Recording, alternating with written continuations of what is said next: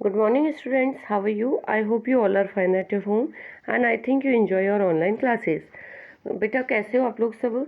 हाँ, तो आज हम लोग पढ़ रहे हैं। मैंने आपको बता दिया था कि वैसे तो ये फर्स्ट चैप्टर है, लेकिन मैंने आपको इसको कौन सा चैप्टर बनाने को लिए बोला है, 17 चैप्टर। ठीक है, तो आप मेंशन वही करना, मैं फिर से रिपीट करूँ, 17 चैप्टर लिखना इसके आगे।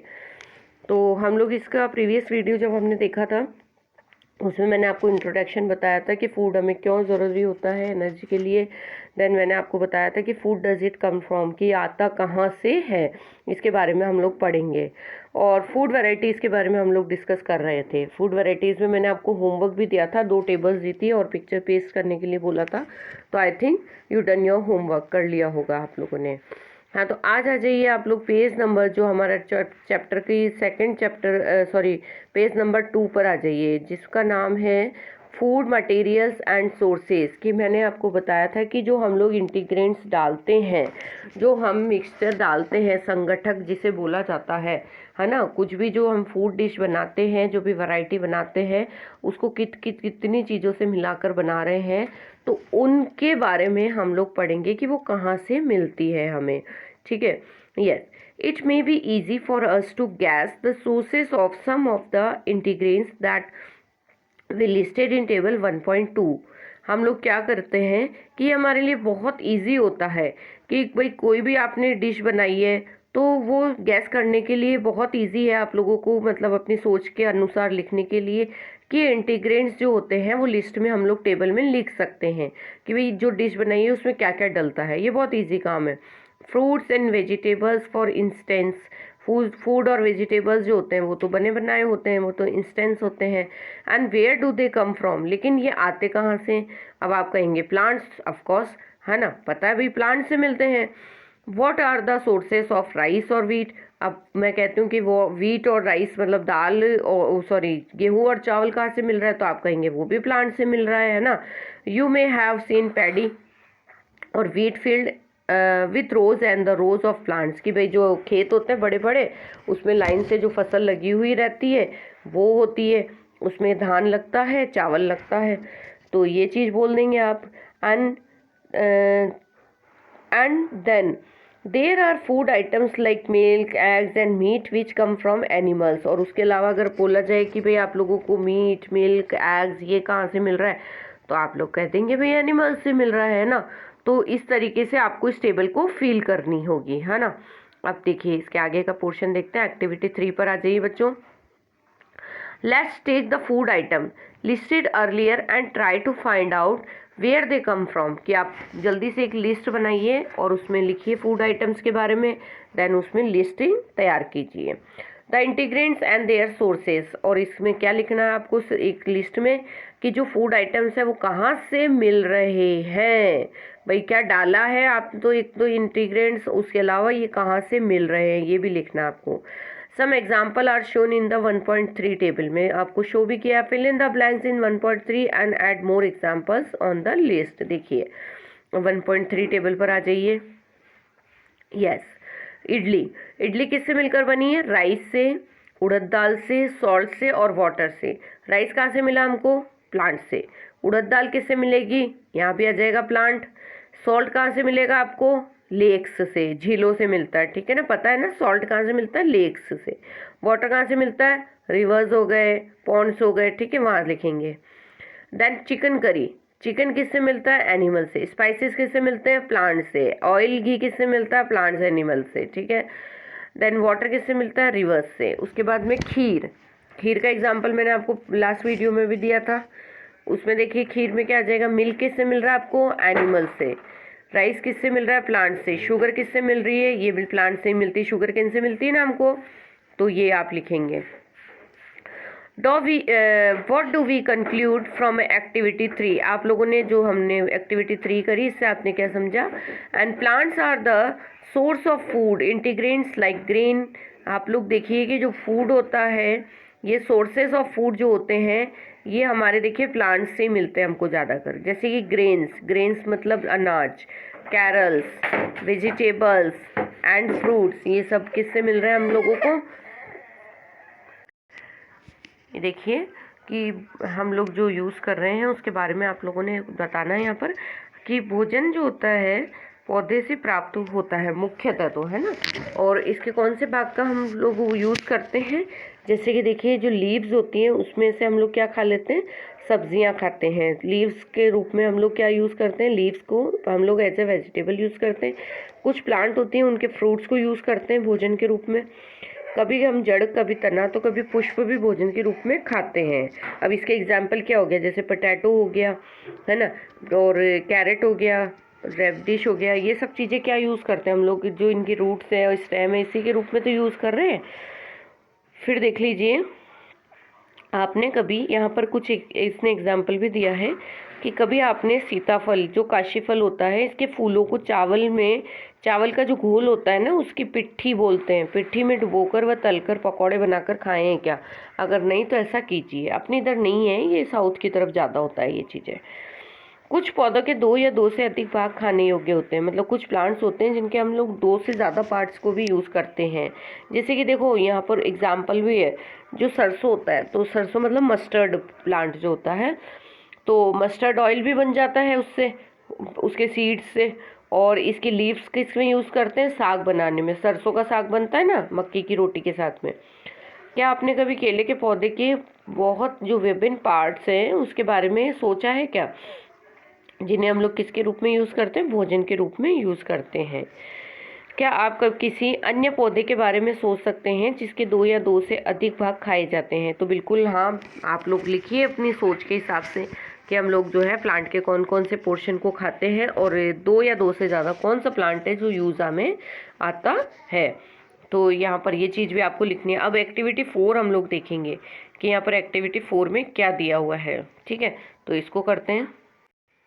देखिए, अब यहाँ पर जो है ईटेबल पार्ट्स के बारे में लिखना है आपको। यहाँ पर एक प्लांट भी दिया हुआ है, इसको देखिए, different eatable edible parts of the plant, इसके डिफरेंट डिफरेंट पार्ट्स को बताया है।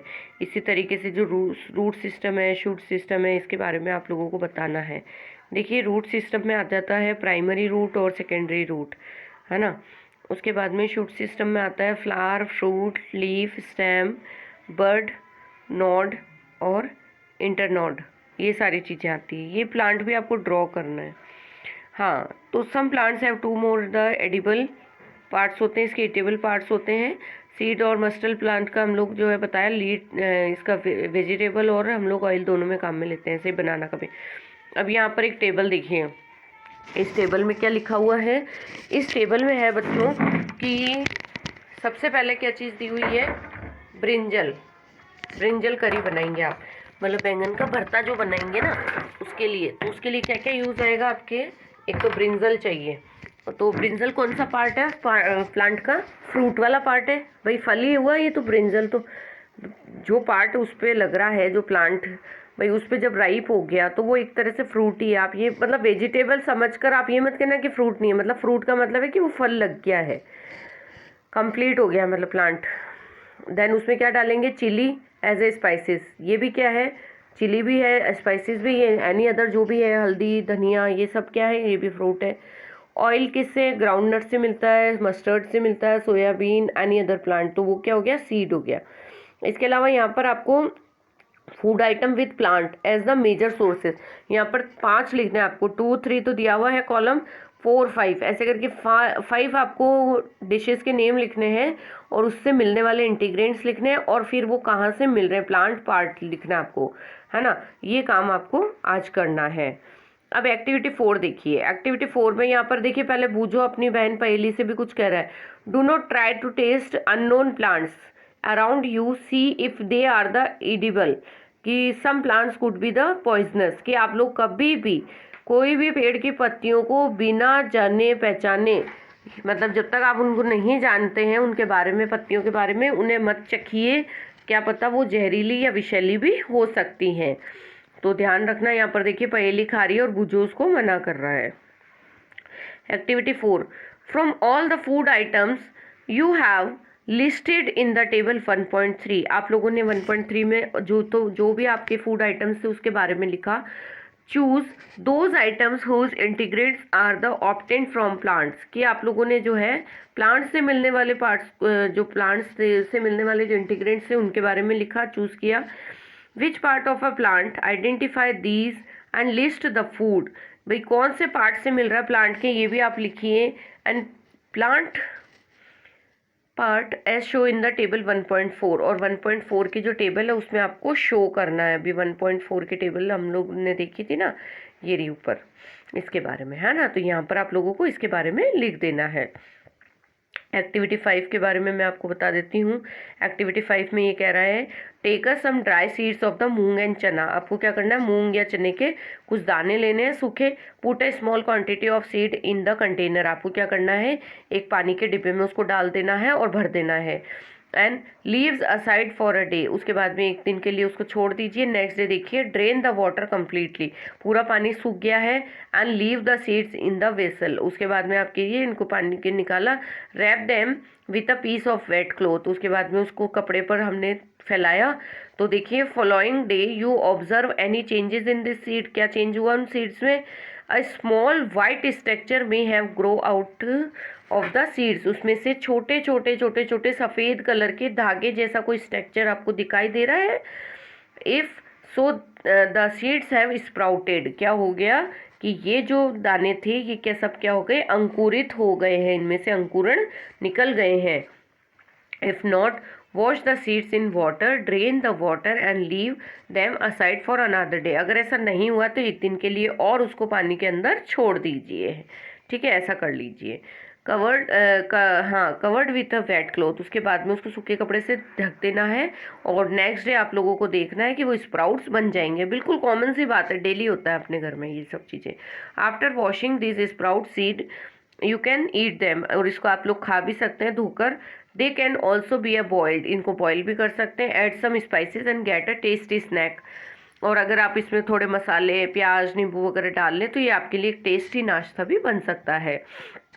Do you know where honey come from, कभी आपने सोचा है कि हमारे लिए शहद कहाँ से आता है और ये कैसे प्रोड्यूस किया जाता है। तो इसके लिए भी मैं आपको बताती हूँ हनी कहाँ से मिलता है हम लोगों को। क्या आप जानते हैं शहद कहाँ से आता है, ये कैसे उत्पादित होता है, कैसे प्रोड्यूस होता है। क्या आपने एक मधुमक्खी का छत्ता देखा है, बिल्कुल देखा ही होगा, जहाँ बहुत सी जो होती है या हनी बीज जो होती है वो बजिंग करती रहती है, भिनभिनाती रहती है। तो मधुमक्खियाँ फूलों से मीठे रस एकत्रित करती है, बिल्कुल पता है आप लोगों को, ये क्या लेती है, फ्लावर्स से इकट्ठा कर कर के, और जो मीठा होता है रस लेकर अपने छत्ते में स्टोर कर लेती है। और फूल और उसका मकरंद जो होता है वर्ष के केवल कुछ समय में ही उपलब्ध होते हैं, मतलब इसका भी एक सीज़न होता है, ये पर्टिकुलर सीज़न में ये हनी इकट्ठा करती हैं। और इस जो ये हनी बीज होती है इनका इकट्ठा किया हुआ जो ये हनी होता है ये बहुत ही यूज़फुल होता है और बहुत ही प्योर होता है, ताकि पूरे वर्ष इसका उपयोग किया जा सके। हम ऐसे छत्तों से मधुमक्खियों द्वारा भंडारित भोजन का शहद के रूप में उपयोग करते हैं। मतलब ये जो हनी होता है ये हम लोग क्या करते हैं, यूज़ में लेते हैं। अब ये जंतु क्या खाते हैं ये लोग, हम ये बात हम लोग नेक्स्ट वीडियो में पढ़ेंगे। तो यहाँ तक चैप्टर मैंने आपको बता दिया, और मैं जो टेबल्स आपको दे रही हूँ वो करके आप लोगों को कंप्लीट करके कॉपी में लगानी है ना। और जब नेक्स्ट मीटिंग होगी तब आप मेरे को इसको शो करेंगे। ओके बच्चों, thank you, bye bye, stay home, stay safe, keep your learning, thank you.